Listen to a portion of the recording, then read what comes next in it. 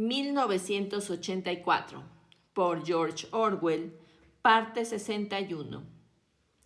Sería necesario exterminar a todos sus habitantes, tarea de gran dificultad física, o asimilarse una población de 1 centenar de millones de personas que en lo técnico están a la misma altura que los oceánicos.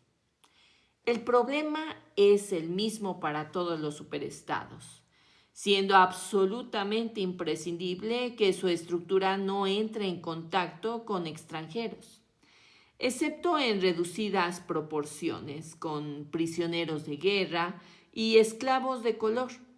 Incluso el aliado oficial del momento es considerado con mucha suspicacia.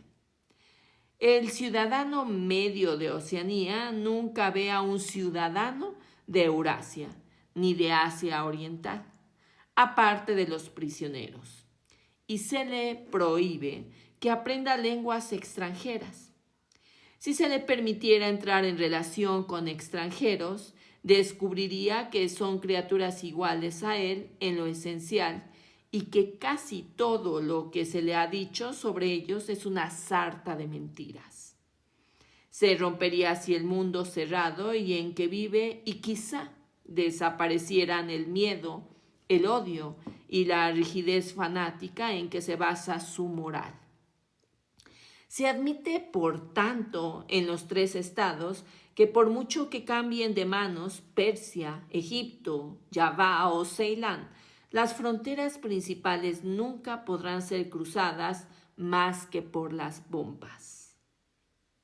Bajo todo esto hallamos un hecho al que nunca se alude, pero admitido tácitamente y sobre el que se basa toda conducta oficial: que las condiciones de vida de los 3 superestados son casi las mismas. En Oceanía prevalece la ideología llamada Inzong, en Eurasia el neobolchevismo y en Asia Oriental lo que se conoce por un nombre chino que suele traducirse por adoración de la muerte, pero que quizá quedaría mejor expresado como la desaparición del yo. Al ciudadano de Oceanía no se le permite saber nada de las otras 2 ideologías, pero se le enseña a condenarlas como con bárbaros insultos contra la moralidad y el sentido común. La verdad es que apenas pueden distinguirse las 3 ideologías y los sistemas sociales que ellas soportan son los mismos. En los 3 existe la misma estructura piramidal, idéntica adoración a un jefe semidivino. La misma economía orientada hacia una guerra continua. De ahí que no solo no pueden conquistarse mutuamente los 3 superestados, sino que no tendrían ventaja alguna si lo consiguieran. Por el contrario, se ayudan mutuamente manteniéndose en pugna, y los grupos dirigentes de las 3 potencias saben y no saben a la vez lo que están haciendo. Dedican su vida a conquistar el mundo, pero están convencidos al mismo tiempo de que es absolutamente necesario que la guerra continúe eternamente, sin ninguna victoria definitiva. Mientras tanto, el hecho de que no hay peligro de conquista hace posible la denegación sistemática de la realidad, que es la característica principal del INSOC y de sus sistemas rivales, y que aquí hemos de repetir que al hacerse continua la guerra ha cambiado fundamentalmente de carácter. En tiempos pasados, una guerra, casi por definición, era algo que más pronto o más tarde tenía un final. Generalmente una clara victoria o una derrota indiscutible. Además, en el pasado, la guerra era uno de los principales instrumentos con que se mantenían las sociedades humanas en contacto con la realidad física. Todos los gobernantes de todas las épocas intentaron imponer un falso concepto del mundo a sus súbditos. pero no podían fomentar ilusiones que perjudicasen la eficacia militar. Como quiera que la derrota significaba la pérdida de la independencia o cualquier otro resultado indeseable, habían de tomar serias precauciones para evitar la derrota. Estos hechos no podían ser ignorados, aun admitiendo que en filosofía, en ciencia, en ética o en política, 2 y 2 pudieran ser 5. Cuando se fabricaba un cañón o un aeroplano tenía que ser 4. Las naciones mal preparadas acababan siempre siendo conquistadas y la lucha por una mayor eficacia no admitía ilusiones. Además, para ser eficaces había que aprender del pasado, lo cual suponía estar bien enterado de lo ocurrido en épocas anteriores. Los periódicos y los libros de historia eran parciales, naturalmente, pero habría sido imposible una falsificación como la que hoy se realiza. La guerra era una garantía de cordura, y respecto a las clases gobernantes era el freno más seguro. Nadie podía ser, desde el poder, absolutamente irresponsable desde el momento en que una guerra cualquiera podía ser ganada o perdida.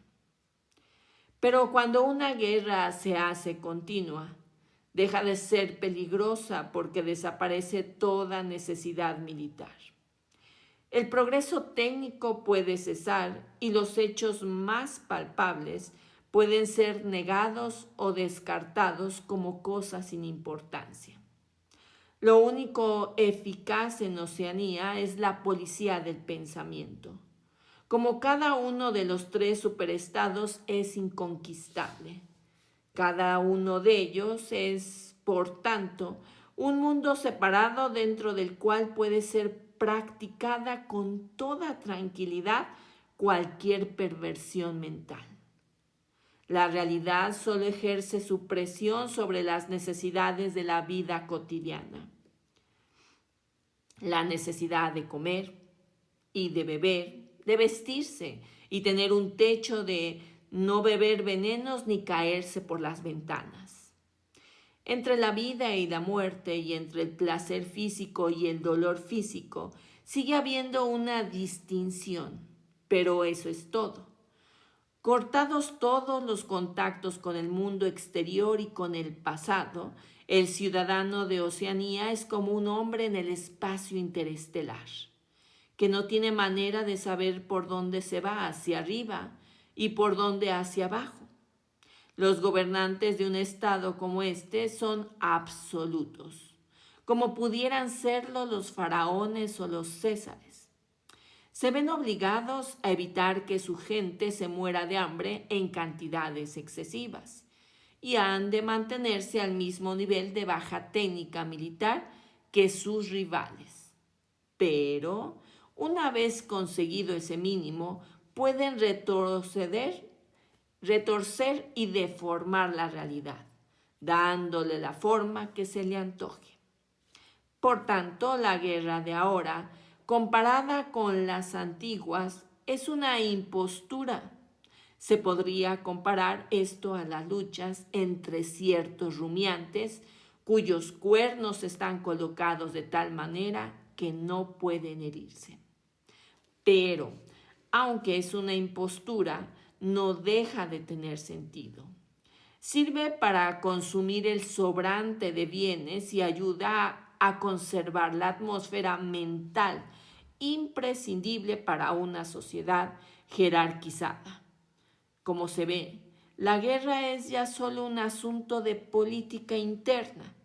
En el pasado, los grupos dirigentes de todos los países, aunque reconocieran sus propios intereses e incluso los de sus enemigos, gritarían en lo posible la destructividad de la guerra.